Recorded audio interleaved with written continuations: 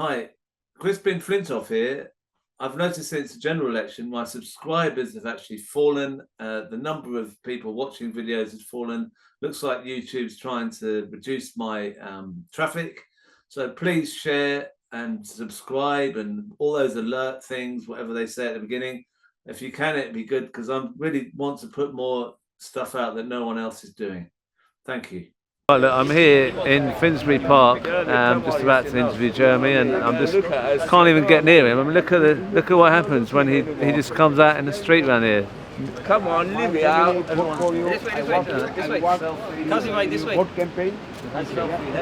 People are saying, "Come back, we need you, Jeremy." He's here. He doesn't have to come back anyway. He's already here. Jeremy, I mean, I haven't noticed this kind of disturbance in rioting and attacking of people, innocent people in the street, just on the basis of their race. I mean, this is something I've not witnessed before. What's your experience? Historically, it has happened in Britain. It has happened in the East End in the 1930s when Jewish people were attacked randomly by fascist gangs. It happened again in the 1950s when there were attacks on the black community, particularly in Notting Hill and other places. The riots in Notting Hill in 1958 were part of it. It happened again in the early 60s surrounding the elections in Smethwick, particularly during the 1964 election, and it certainly happened in the 1970s when the National Front mobilized to a huge extent across the country.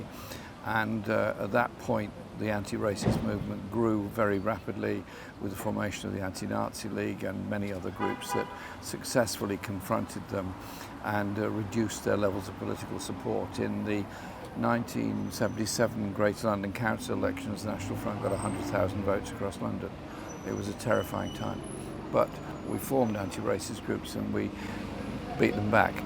And what we now have is the rise of random violent racist groups across the country, emboldened by announcing that refugees are the problem for everything that's wrong in our society. It is irrational, it's stupid, it's wrong, and it's very, very dangerous. And of course it's been fueled by politicians in all parties claiming that their big aim is to control the number of people coming from Calais, control the boats, and tackle the number of refugees seeking a place of safety in this country. And at the same time, the far-right groups feed off the poverty of many people who have seen their wages and living standards fall by 20% in the past 15 years, have seen their public services underfunded during all of that time.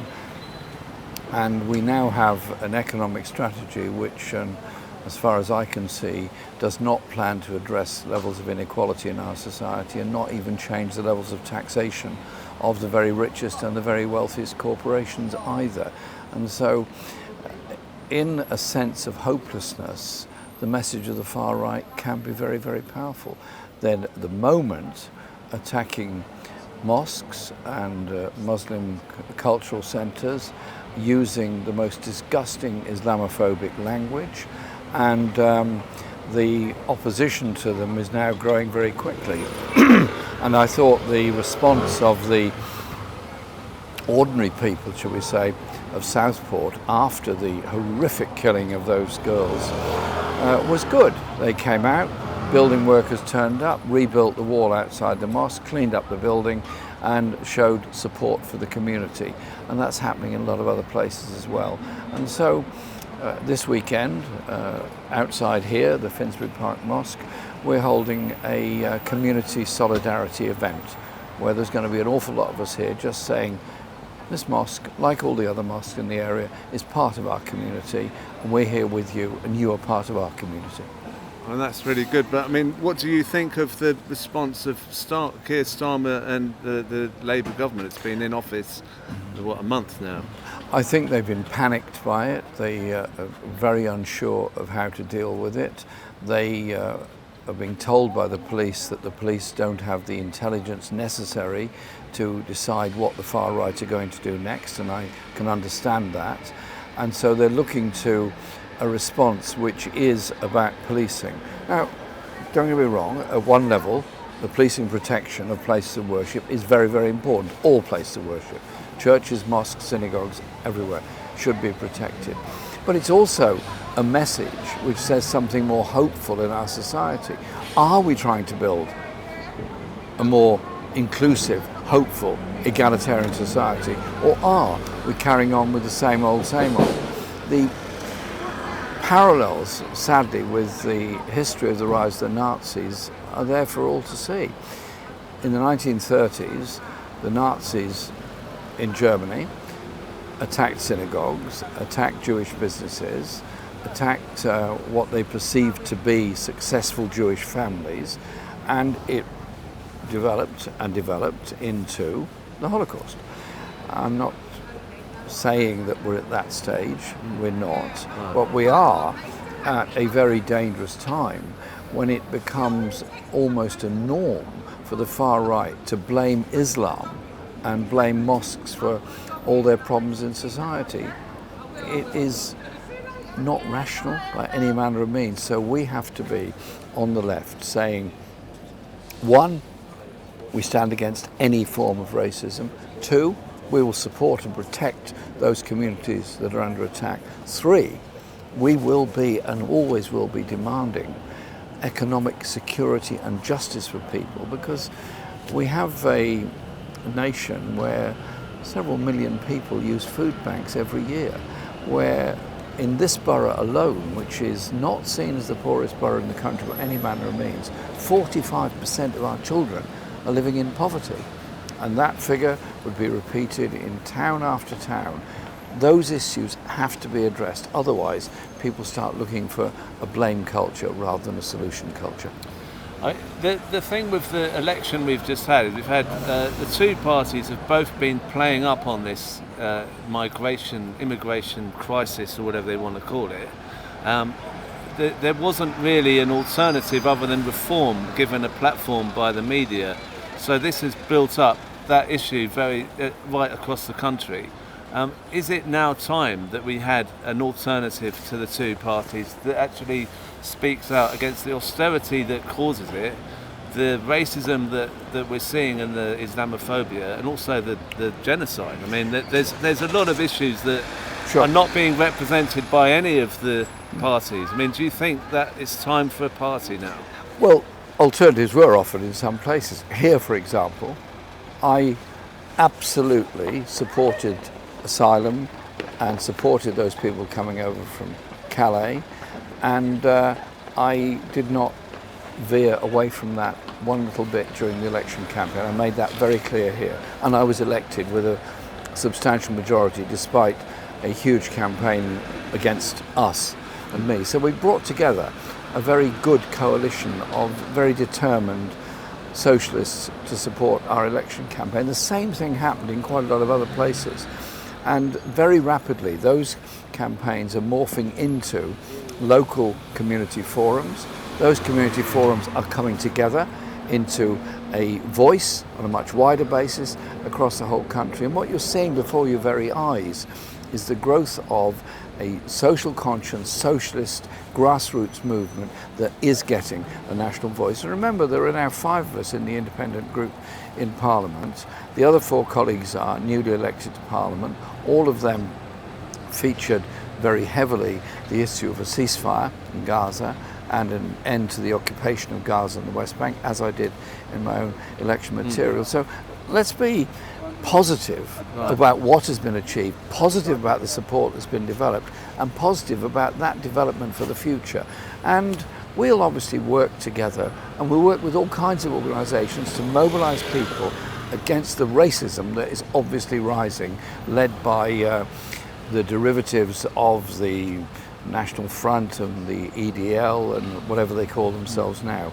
But we have to really speak out and link the economic issues as well as the anti-racist campaign. I'm a bit worried that the Reform Party will be empowered, emboldened by what's happening. and that they will start to attract more support from people who feel that they're not being listened to, because that's the constant call that we're not being listened to. You're right. So is it really? Is it not really important that we get a party that can be organised? Look, Chris, I just told you it's happening. I know, but I mean a party. I just told you it's happening. Grassroots movements are rising up, and any future political organisation cannot just be a top-down dictatorial political party. It's got to be coming up from the grassroots. Otherwise it will fail, like others have failed in the past. It's got to be rooted in the demands and diversity of all of our communities. I'm absolutely convinced about that. And are you? Another question. There's one, but I know you've got to go somewhere else. You're a busy man. But are you? You know, you've been the leader of the Labour Party. People want you to lead. I mean, you are the person that everyone is saying unites the left. Would you be prepared to take a kind of leading role in a movement? I will do all I can to develop a coherent, comprehensive movement for social change and social justice. I don't know what form it's going to end up taking, but I'm working with people all over the country, and our group of 5 in Parliament are absolutely taking an initiative on all of this. So let's think of the importance of this moment of standing up against racism. Now, I've heard voices saying that we shouldn't turn out and demonstrate against the far right. We should leave that to the police to deal with law and order and control. It's an easy thing to say, and in some ways it's very comfortable, but it's also very dangerous, because if we leave this mosque or any other mosque at any time is under attack to fend for themselves until the police turn up, we're failing in our duties as fellow human beings and fellow citizens to defend them. So I would say to anyone watching your excellent programme today, get involved in the anti-racist movement, get involved in the community organisations that are supporting those people who are victims. Because I tell you what, there's a lot of fear in the communities at the moment. There's fear in all the mosques all over the country, and in many businesses owned by Muslims or people that have come to this country from all kinds of different places. They're terrified of what's happening. They need solidarity and support. So don't walk by on the other side and don't think there's nothing you can't do. You can do quite a lot just by boosting people's sense of well-being and confidence.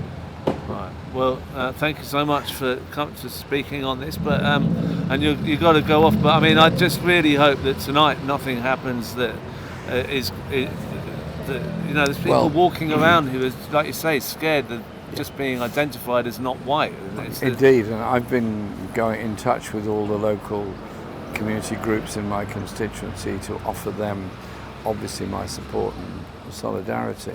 But the danger is that legal aid firms will just close their doors and say we'll do it all online. People will be afraid to go out, afraid to go to the shops, afraid to go and carry out normal life.